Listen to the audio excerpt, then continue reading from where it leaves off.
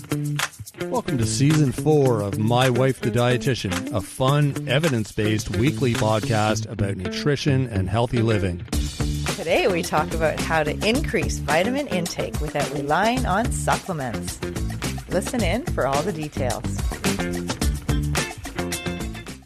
Enjoying the show? You can help others find it and enjoy it too by giving us a 5-star rating or review. If you feel like reaching out to us with a question or comment, you can send us an email at mywifetherd@gmail.com. And don't forget to visit our website at mywifethedietitian.com, as well as our social media pages. We're on Facebook, Instagram, and YouTube. Enjoy the show. Welcome to My Wife the Dietitian. Hello, Sandra. Hello, Rob. How are you? I'm good. Did that sound like a game show? It did. I know. I don't know where that came from.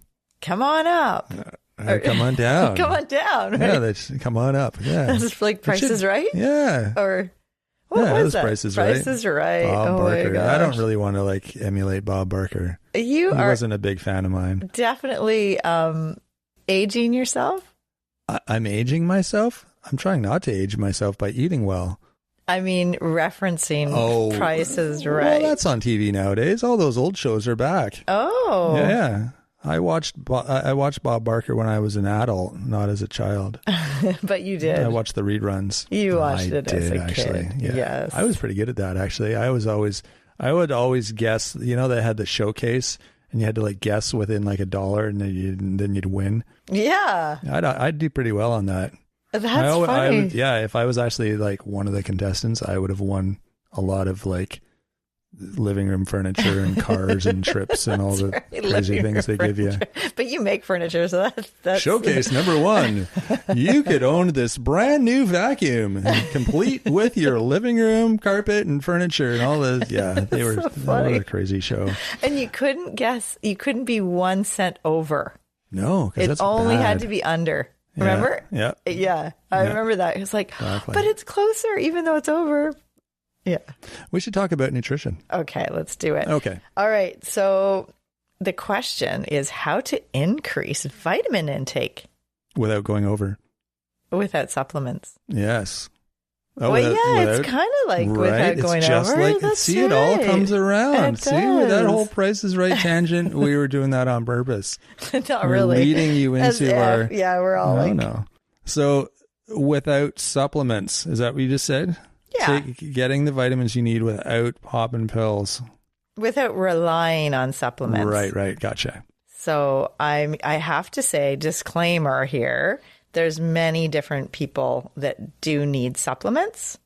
They have either a restricted diet, possibly a vegan diet. Mm-hmm. They do need supplements for sure. And we'll get into what those critical nutrients that they might be lacking in the diet are. So that's an official recommendation that you need to take B12 or you need vitamin D or whatever. And then there's people who think they need certain vitamins or they're taking things because they think it's good for them.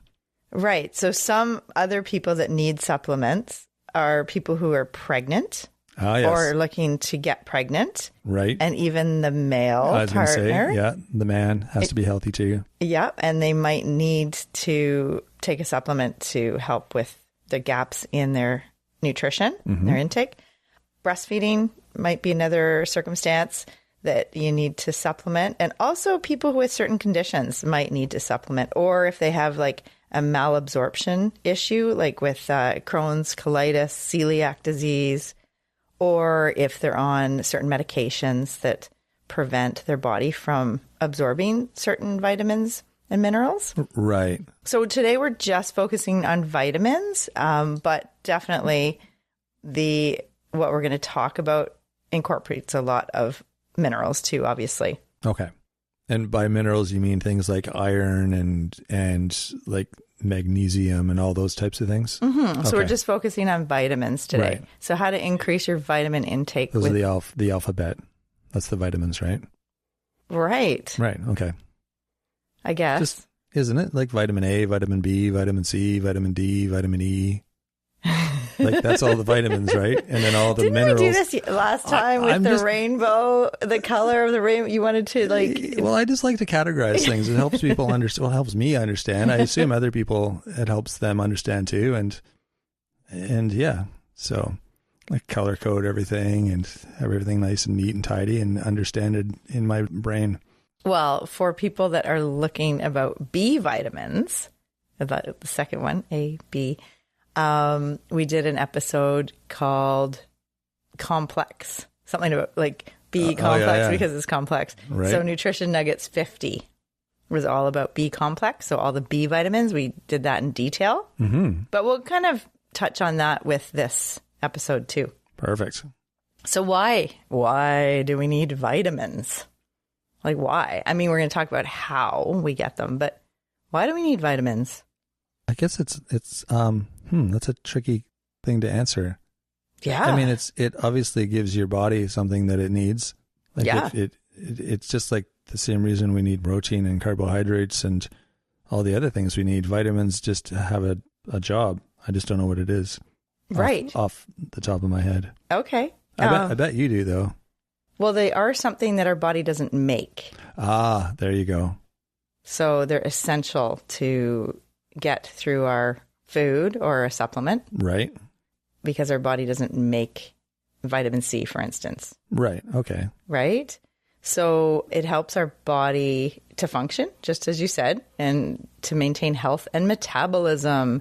So if you're lacking in certain vitamins, your body might not work properly and you might develop health issues. Mm-hmm. Yeah, exactly. Is that the same if you're like lacking in, say, protein or fat or something? Like your body will react or not react in a certain way, right? Yeah. Actually, it's good that you brought that up because in the 90s, I don't know if you remember way back then. Oh, way back then. There was like, everybody was on low fat, like fat-free diet, like low fat. Yep. All fat was bad kind of thing. Yeah. Well, what happened was if you don't have fat in your diet, then your body can't absorb the fat-soluble vitamins. So people were getting fat-soluble vitamin deficiencies. Oh, interesting. But that makes sense. And they were avoiding the healthy fats as well as the bad fats because they just thought fat was fat. And so they were avoiding everything that was fat and they weren't getting the benefits that their body needed from the good fats. Right. So okay, I know that was kind of a roundabout way of saying that. Yeah. Do you remember the fat-soluble vitamins? A, D, E, and K. Good job. So vitamin A is fat-soluble and D, E, and K. Right. Right. All right. That's awesome. And so the reason why they weren't absorbed is because the fat carries them. They're absorbed through with the fat in the diet. So if you have a little bit of oil or if you have something that has nuts and seeds that has natural fat or avocado, that helps when you're digesting that. The fat is absorbed and the fat-soluble vitamin is absorbed with it. Right. I see. So if you were completely eliminating fat out of the diet, then you wouldn't be able to absorb those vitamins. It's like a little vehicle. It's like a little taxi for the vitamin. Totally. And without the taxi, the vitamin is stranded and can't get into your body. That's right. And then people had skin issues and all these deficiency syndrome, like deficiency symptoms that was related to not getting enough fatty acids in their diet. Interesting. Yeah. But makes sense. It does. It does. Because do you remember the importance of vitamin A? It's the most common vitamin deficiency in the third world is vitamin A. It's the precursor, isn't it, to vitamin C, for like beta carotene. Sorry, is that what I'm thinking? Beta carotene. Yeah. Is there something to do with that, right? Beta carotene and vitamin A? Yeah, beta carotene is a plant source of vitamin A. So vitamin A only comes from animal products. Oh, okay. And it's really important for vision. Oh, okay. And skin and immune system. So vision, skin, and immune system. Yeah. Yeah. And beta carotene is a plant source. And there's lots of beta carotene in orange vegetables and fruits. Right. And then that helps with how our skin, it's an antioxidant, and it helps our immune system and our skin health and vision. Okay. And do you remember the fat soluble vitamin D, as in dad? As in dad. Yeah. Yeah. So vitamin D is another fat soluble vitamin, and it's a very common deficiency in the northern hemisphere. Right. Yeah, we talk about that quite often. Yeah, right. Okay. So it is fat soluble, and there's some functions that vitamin D has that are pretty critical to our overall health. So yeah, vitamin D, and what does it do? So do you remember rickets? I remember rickets. Do you remember? Well, I've heard of rickets. Do you remember what rickets. happens with when someone... Your bones get all creaky, don't they? Like you're like weak and bent. Like your bones are like you're like bow-legged and all like cowboys, right? So rickets was a vitamin D deficiency. So if people didn't have enough vitamin D, they can't absorb the calcium, and then that affects their bone strength, and then they develop rickets, which is their legs are not formed well. Like in birth, or like their legs get weak and get misshapen, kind of bow-legged. It's a chronic deficiency, so throughout childhood. Oh, interesting. And yeah. Wow. So you don't get the... remember we talked about how vitamin D helps your gut absorb calcium? Mm-hmm. And that's where the calcium and vitamin D are important together. Right. So rickets is a result of a deficiency of vitamin D, so you're not absorbing that calcium.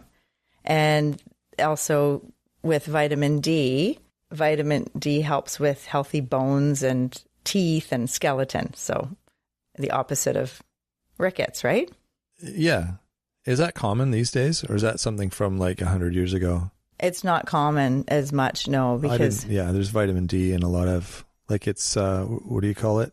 Like they add it to stuff? So fortified. Fortified, yeah. We're going to fortified. talk about that. Okay. Exactly. Yeah, that's awesome. Arthritis too, would vitamin D be related to that? Or like arthritis is that a bone thing? No. Joints. Yeah, I guess it kind of is. Anyway, sorry. Just trying to see if there's a current kind of issue related to vitamin D. Many, yes. Mm-hmm. So the chronic deficiency of vitamin D can lead to autoimmune diseases like multiple sclerosis and lupus and cancers and arthritis. Right. Okay. Yeah, I thought it might be. So fat-soluble vitamin E is really important too. You know what one of its main functions is? I forget, but I did know this at one point. It's an antioxidant. That's the main function. Okay. It protects the cells from damage. So vitamin E is really important, and we do get it through our food.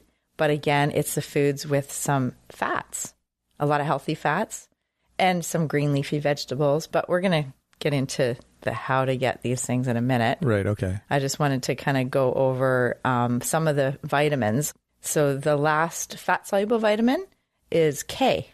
Vitamin K. Do you remember what that does? It helps with like thinning your blood, doesn't it? Right. Yeah, it's a blood clotting. Yeah. Or the opposite of what I just said. It's blood clotting. That's okay. Okay. We did an episode, we had a guest dietitian, Katie Dodd, and talked all about vitamin K and medications like blood thinners, like warfarin and different blood thinners that many people are on. Right. And what the relationship is with vitamin K and blood thinners. So, because vitamin K clots the blood. And that's kind of all it does? Wasn't there something else that it's kind of... Yeah, it's helpful too for bone health. Right. Yeah, so I remember that. Yeah, it's got a lot of different functions, but that's the biggest one that's unique to vitamin K is it's blood clotting. Okay. Which is key if you have a cut or a wound and you need it to stop bleeding. Yeah. It's important for the clot to work. I scratched the back of my hand the other day. Yeah. Like right on the top of my knuckle. Oh. Like just a super thin, like not deep. And it bled like crazy. It was almost like it was gushing. I couldn't believe how much blood was coming from this like little scratch. Wow. It's bizarre. This week's going to have like some So I have a Band-Aid on my hand right now. graphic Graphic warnings. Yeah. Talking about blood and guts.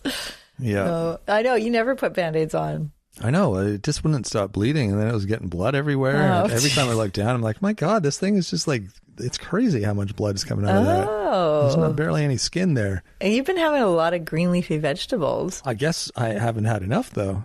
No, that means you've had, Don't I need more to get my vitamin K so my blood will clot?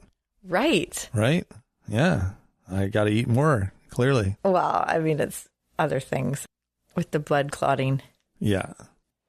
So why do we need vitamins? They're essential to our body to function well and for our metabolism. So that's really important. You know, the energy production to move our body and our processes, just breathing and thinking takes energy that we need to, it's like a lock and a key.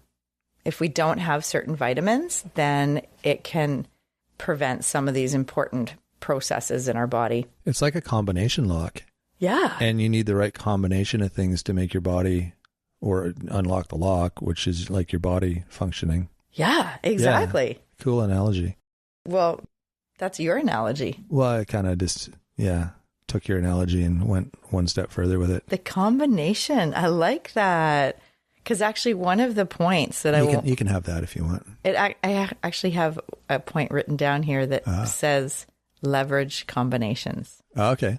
So it is the combinations, but I'll get to that point in a minute. All right. There's 9 different ways to make sure that you're getting your vitamins through your diet. 9 different ways. Okay. Mm-hmm. To increase your vitamin intake without relying on supplements. All right. Go. Okay.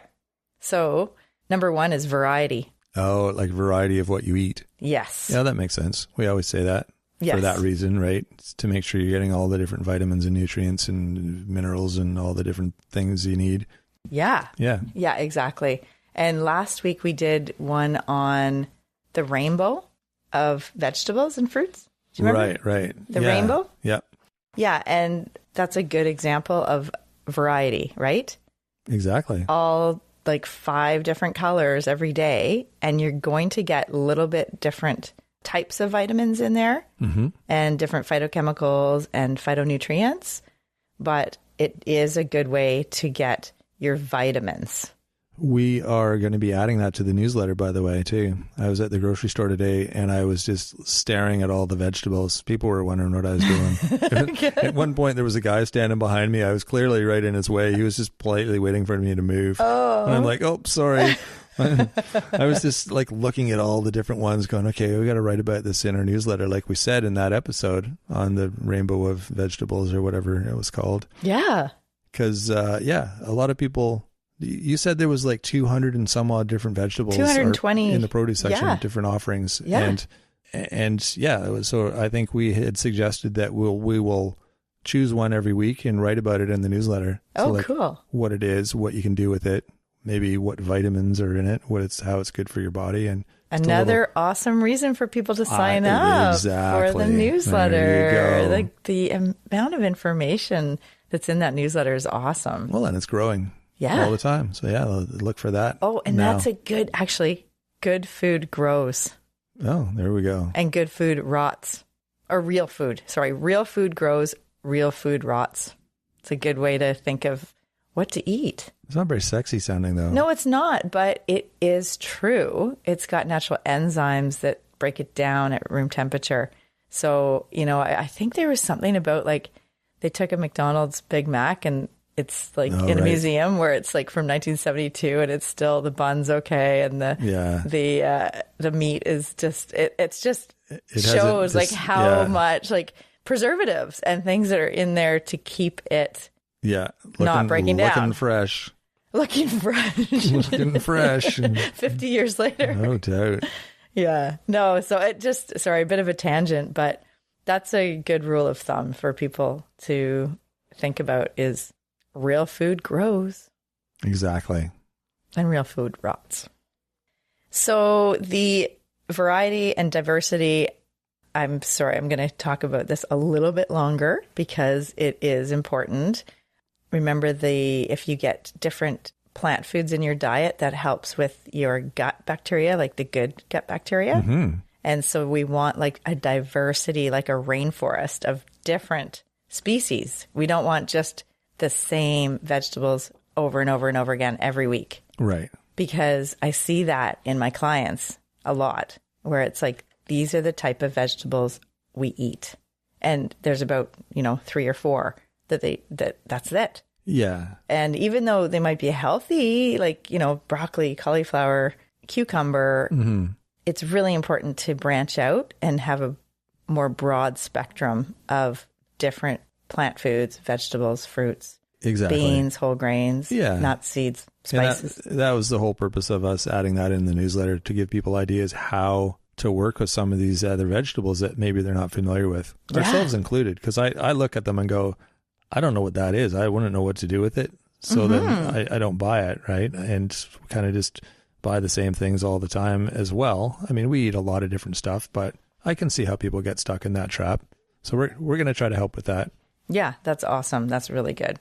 So the next one I have written down here is rainbow. So, I mean, we're talking about variety, diversity in terms of getting your vitamins in your diet or in your daily intake.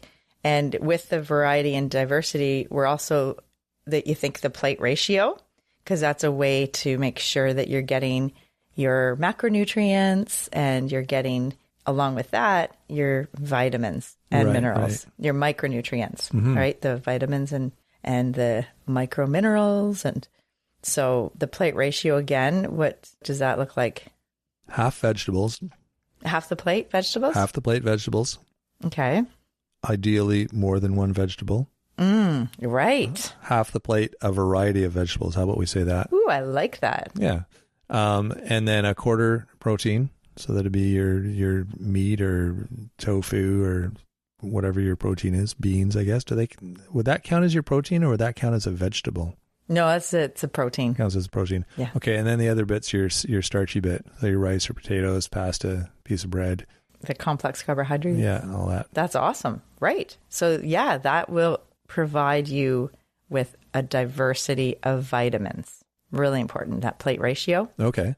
And I use my hand as a good rule of thumb to help people look at that. So if you think of the plate, you take one of your, like if you roll your hand up into a fist, you've got the protein section is the 1/4 of the plate. So like one fist is a quarter. That's right. Okay. And then you've got the other quarter is a starch. So another fist is a starch. And then 2 hands, 2 of your fists are the veggies. Right. That's a good way to look at it.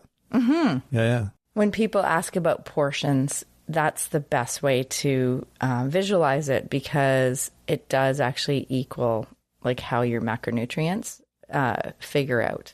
Good to know. Yeah. So it's really good. So, okay, just to go over it, variety, diversity, and then the second one is rainbow. So the rainbow of different vegetables and fruits and spices and all the different plant foods. Eggs. I want to say eggs are a good way to get some good vitamin D. Okay, yeah. And Eggs. choline, which is a B vitamin that's important for our brain health. It's part of the acetylcholine, which is a neurotransmitter in the brain. And we need enough choline in our diet to have that, to make enough of that acetylcholine. Okay. And eggs is a really good way. And like the whole egg. Right. Not just egg whites, you mean? Yeah. Okay. So we get, protein in egg white, but we get other things like the choline in the yolk. And that's where the fat part of the, to help with fat soluble vitamins. So vitamin D also is in the yolk. Okay. So that's a good one to try to include throughout the week.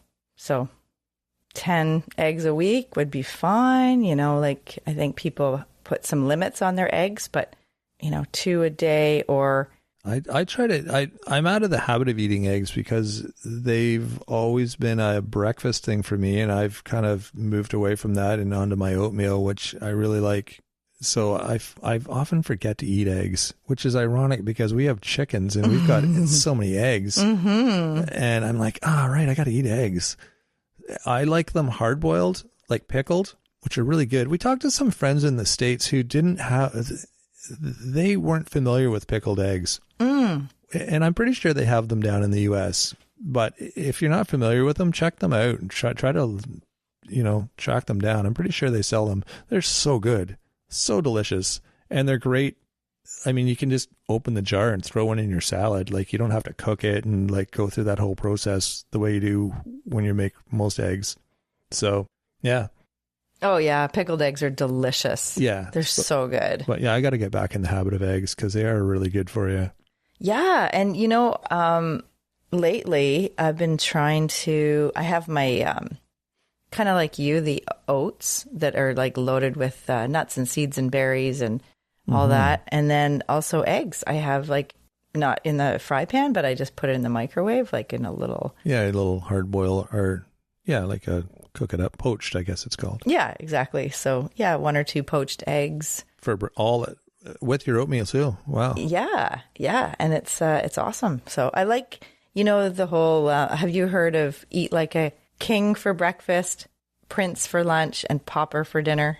Because your body is really, when you wake up, and it's an active period when your body's starting to move, like everything. The processes are moving, the digestion's moving, the bowels start, like everything's happening. And so it's an active period. Like you've been fasting all night when you're sleeping. Your body's breaking down as it's fasting. It's like catabolic.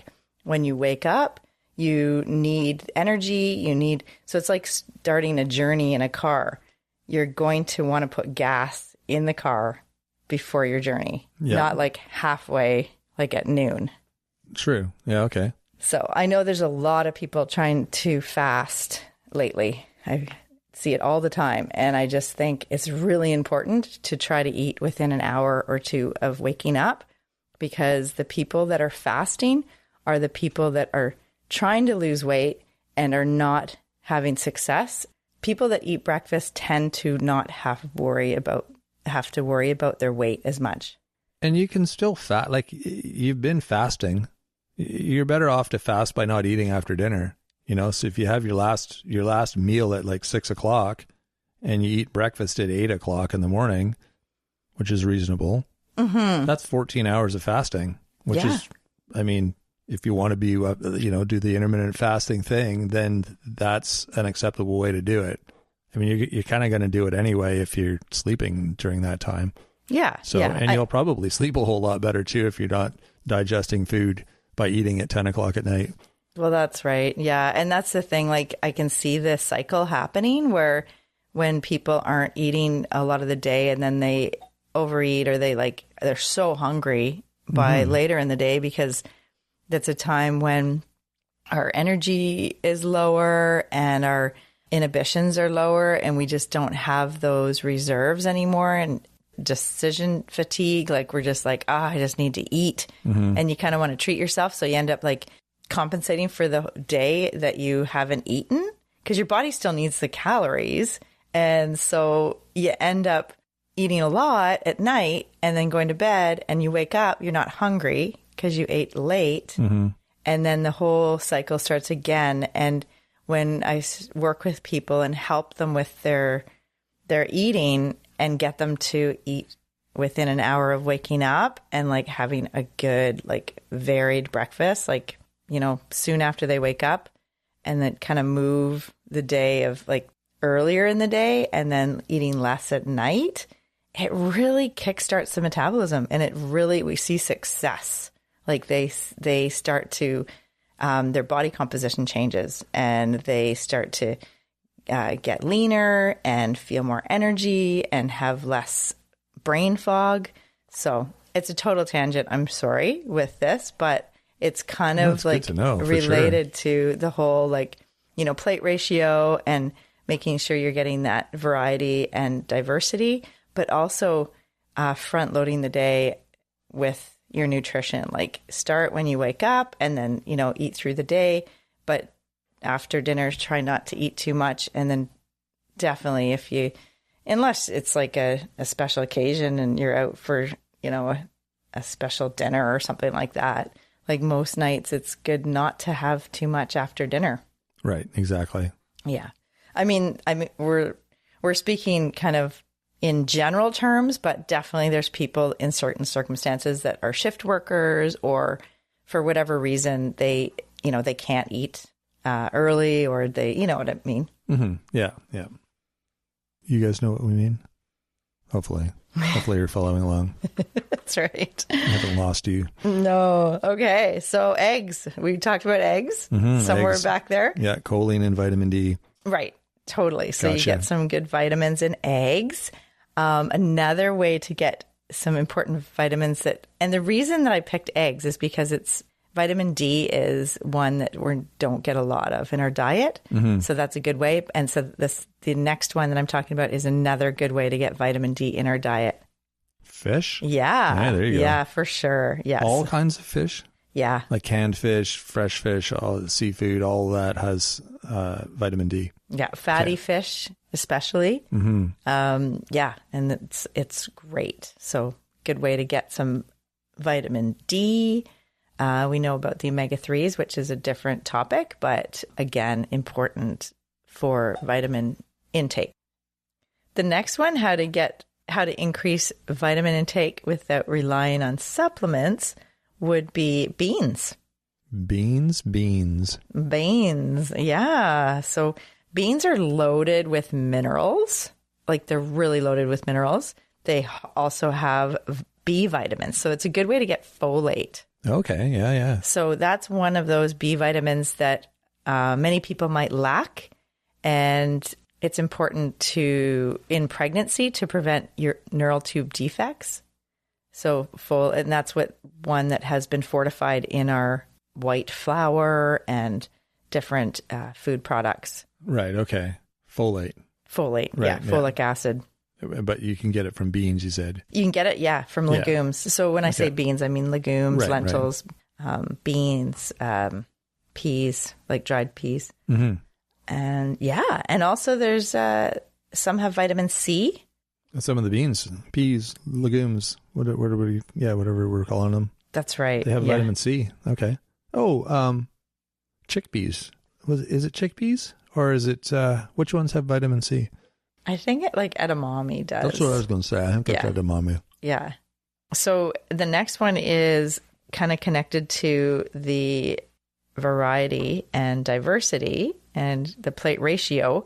But if you've been restricting certain food groups, like actually not eating grains or starches or carbohydrates, you're more likely to have a deficiency of B vitamins, possibly. So certain diets do, completely cut out certain food groups. And there's a reason that the food groups are organized that way. And it is to get that variety and diversity of the micronutrients and macronutrients. And so when you cut things out, if you're not careful or you're not replacing them with other things that are high in those vitamins that you've cut out, then you're more likely to get a deficiency. Mm-hmm. Yeah. Or you cut out a whole bunch of food groups and then you fill your cupboards with supplement bottles.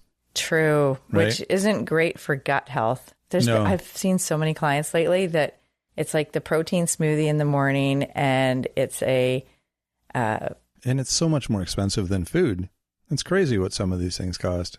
Yeah. And you're not getting that diversity of plant foods. That's what is, because there is living enzymes and with the plant foods that are helping our, the prebiotic, like it gives you some prebiotics in the gut that helps feed the probiotics. So like all of these things work together and it's like a symbiotic relationship. And if we're just not eating food, but relying on the supplements, you're missing out on those really important relationships. Yeah, for sure. And speaking of that, there might be an underlying issue of a relationship with food. If you're restricting and trying to just basically have, your protein drink every morning and that's your breakfast, there might be some, like it's a total diet culture thing and it isn't healthy in the long term. That sounds like another episode Oh, yeah. altogether. Believe me, I've lately, I don't know if it's because it's just after like New Year's resolution time, and it's getting into that, when people start to fall off their new habits. Mm-hmm. And I don't know what it is, but it's a difficult period for people, I think, right now. Early February. Yeah, interesting. So remember you said combinations? Mm-hmm. So leverage combinations. There's certain foods that if you eat them together, you're more likely to get the benefit. Right, of the vitamins and minerals and stuff. Mm-hmm. Do you know which one? I know we've discussed this before. And there's vitamin C and iron. That's right? the one, Is actually. That's the one I was talking about, okay. yeah. So I think many people would know this if they have anemia or ever had iron deficiency anemia. The fact that if you include vitamin C rich foods with the non-heme iron food. So for instance, there's non-heme iron in spinach. And if you eat it with oranges, like a spinach salad with oranges or strawberries or red pepper, that's going to help your absorption of the iron out of the spinach. Yeah, interesting. And then the lasagna is another good example of an iron-rich meal. Oh, yeah? Because there's iron in the noodles, and then there's vitamin C in the tomato sauce. Oh, interesting. And then if there's ground beef, that's high in iron. And all that combination is really good to help with your gut absorbing the iron out of the food. It's amazing. So that's like the leveraged food combination. And that's important too in terms of how to increase your vitamin intake without needing a supplement. Now, some people with iron deficiency, especially if you're pregnant or if you're trying to maximize your fertility, you might need to have an iron supplement. But definitely there are food combinations and ways to eat to improve the iron absorption in your diet. Absolutely. So the last one I'm going to talk about is mushrooms. Mushrooms. Mm-hmm. I remember mushrooms. They get vitamin D, right? And exactly. They're a vegetarian source of vitamin D. Is there another vitamin there? There's B vitamins in mushrooms. Okay. Yeah. But vitamin D is like their main thing, I guess. That's kind of what you think of when you think of what vitamin is in mushrooms. You think vitamin D? I don't know. I think of B vitamins and vitamin D. Okay. Yeah. Do you remember when you put it in the sun, it actually helps the vitamin D.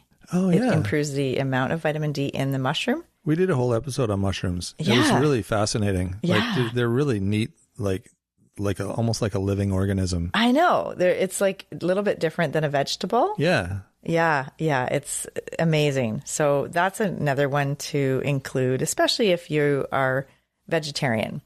Mm-hmm. That would be a good source of vitamin D. So many kinds of mushrooms too. Yeah, absolutely. Yeah. And some other things just to mention is the cooking method. So with vitamins, we talked about fat-soluble vitamins, but there's water-soluble vitamins.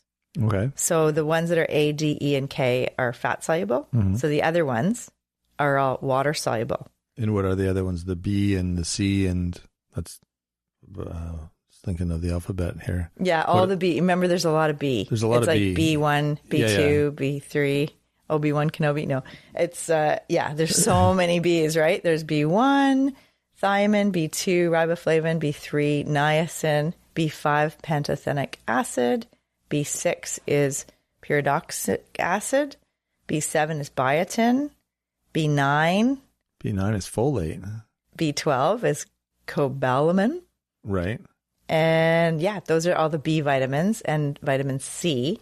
So they're water soluble. So what happens is they are used in that day. They're not stored. Right. So the fat soluble vitamins can be stored in our body in the fat, but the water soluble ones, we pee them out if we have excess. So you basically need to include those in your diet every day. Yeah, because pretty much. Your body gets rid of it daily. It uses it up in the processes. Yeah, sure. Yeah, exactly. So they're not stored. And vitamin C, we mentioned what the fat soluble vitamins do, but what are the like vitamin C? What does that do? That's good for like your immunity, isn't it? Yeah, absolutely. That's a really good. Yeah, exactly. It's good for growth and repair of tissues, and it's an antioxidant and for immune system. So yeah, vitamin C is really important. And if you have a cut or a wound, vitamin C is an integral piece of the puzzle with collagen and helping it get repaired. Oh, interesting. Okay. So for wound healing and repair. Eat lots of vitamin C to fix my hand. Just foods that are rich in vitamin C. So remember, red peppers are really high. Yeah. Potatoes. That sounds so weird, but yeah. And then mandarin oranges, like any citrus. Yeah. It's high in vitamin C. Yeah. I always think of fruit. Broccoli. Citrus fruit. Yeah. But I think red peppers had more than... I saw a chart recently that listed all the vitamin C foods, and oranges weren't near the top, which surprised me. They were like third or fourth. Yeah, still pretty high, but yeah. Yeah, definitely. But I thought they were number one by a long shot. But I think red peppers were number one maybe, and some green vegetable was up there.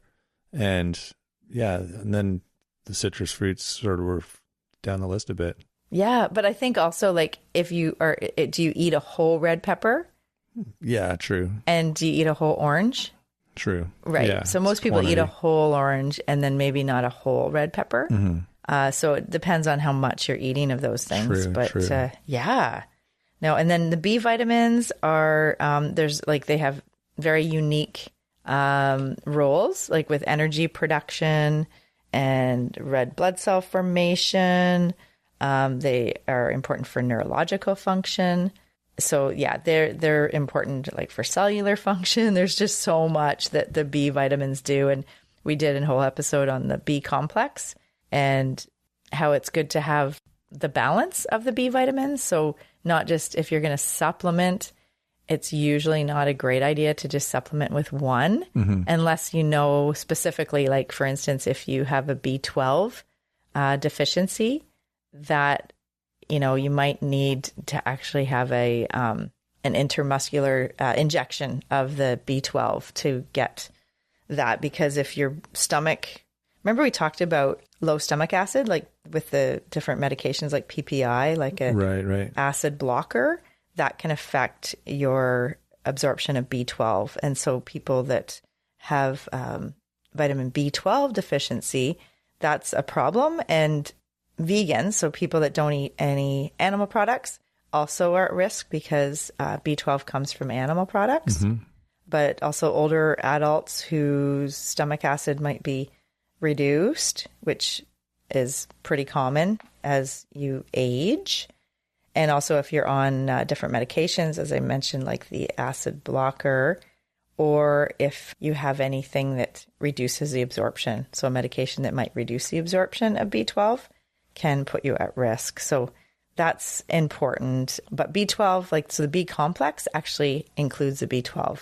Okay, gotcha. But some people won't absorb that through like a supplement. They might need to have I see, yeah. A shot. An injection, like a monthly injection of it. Yeah. But yeah, it's interesting. Like B6 and B12, they are interconnected.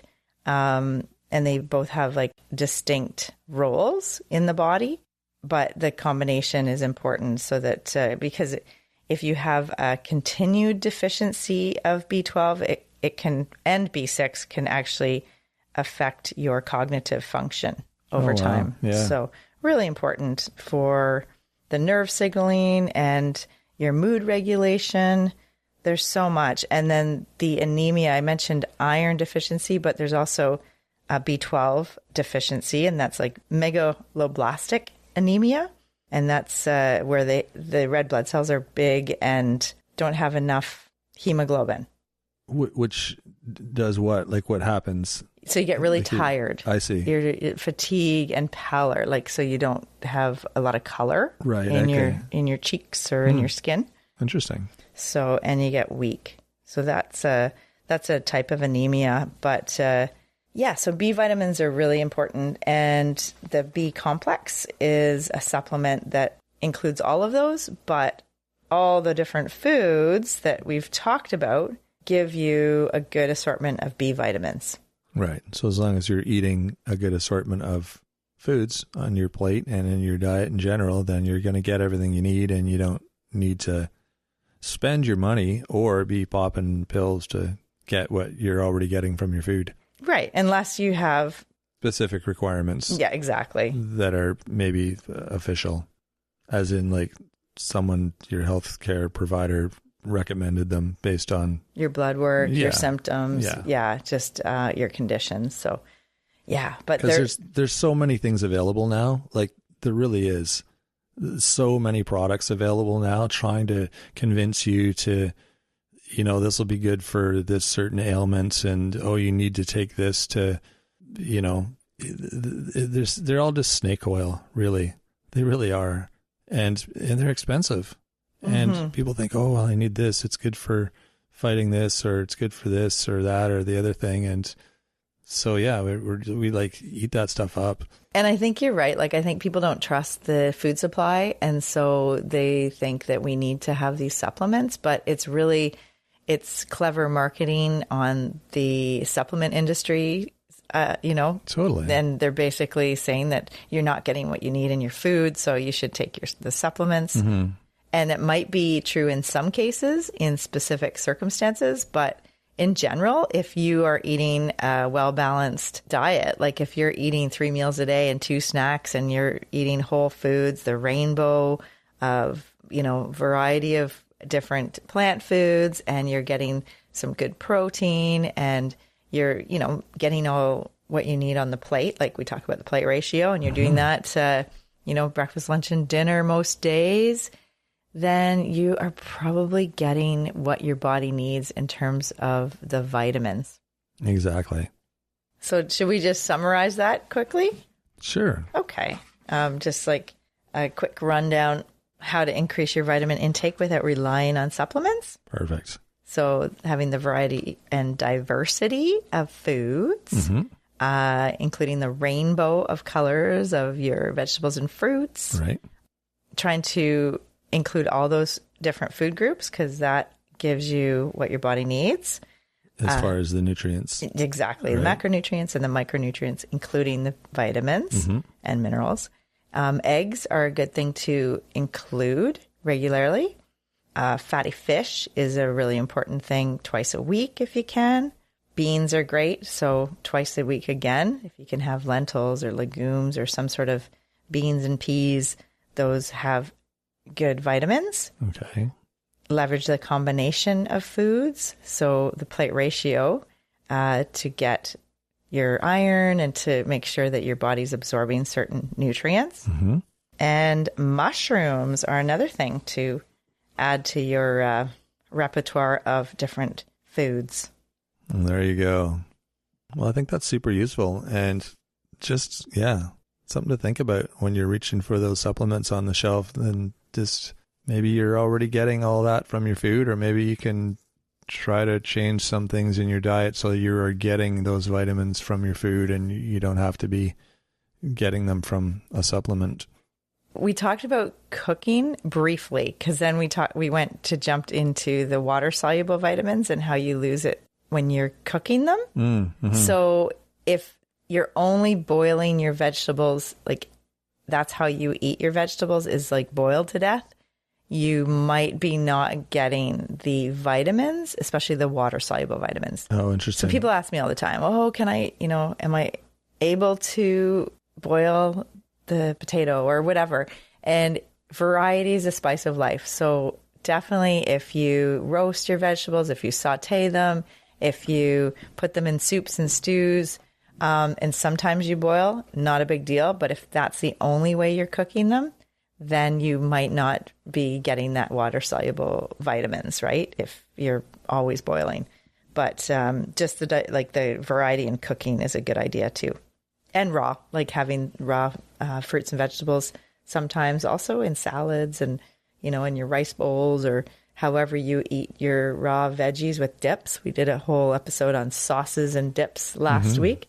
So that will give you another avenue of variety for your different plant foods and rainbow of vegetables and fruits to use. Yeah. So is it just boiling then? Like, is it the act of boiling that's like it leaches the vitamins out? But that doesn't happen if you roast it. Is that what you're saying? That's right. Okay. Interesting. Yeah. Or sauteing is another way. Right. Okay. Yeah. But if you put it in a bath of hot water, it's going to suck all the vitamins out of it. Yeah. You're not going to get as many of the water soluble vitamins. Gotcha. Okay. Interesting. So if that's like just thinking over the week, how many times are you doing that? Like, is that the main way you're cooking? Yeah. So cook in a variety of different ways too. Exactly. And have raw. Variety with everything in life is a good rule. Yeah. Totally. Yeah. There you go. Awesome. Well, we'll link. We mentioned a lot of shows that we've done, and there is a lot of information that we've discussed in other episodes. So we'll link those in the show notes if you want to check those out. They're really good episodes with lots of specific information about each vitamin that we kind of discussed here today. So yeah, check the show notes for that. If you want more information on all sorts of other things that are fun and food related, check out our website. It's mywifethedietitian.com. You can sign up for our newsletter there. That's a free weekly newsletter with all sorts of different information in it. And we'll be adding that vegetable of the week that we discussed. A little bit of information about different veggies for you to try. So check that out. If you want to send us questions, or if you just want to say hi, that's fine too. You can send us an email, mywifetherd@gmail.com. That's our email. You can find us on Facebook, Instagram, and YouTube as well. If you like the show, let us know by rating and reviewing. And also share with your friends. That's another great way to keep things rolling forward for us here and to help your friends find a great show to listen to. That is it. Until Wednesday, we will be back with Nutrition Nuggets on Wednesday. So until then, have a fantastic week. Thanks for joining us today on My Wife the Dietitian. If you like what you heard, don't be shy. Leave us a comment or review, and be sure to share our podcast with your friends. If you'd like to hear more, hit that subscribe button. You can also follow us on our social media pages for updates, episode trailers, and other odds and ends. For more info and links on what we discussed on today's episode, check the show notes. We'll be back next week with another informative and fun-filled episode.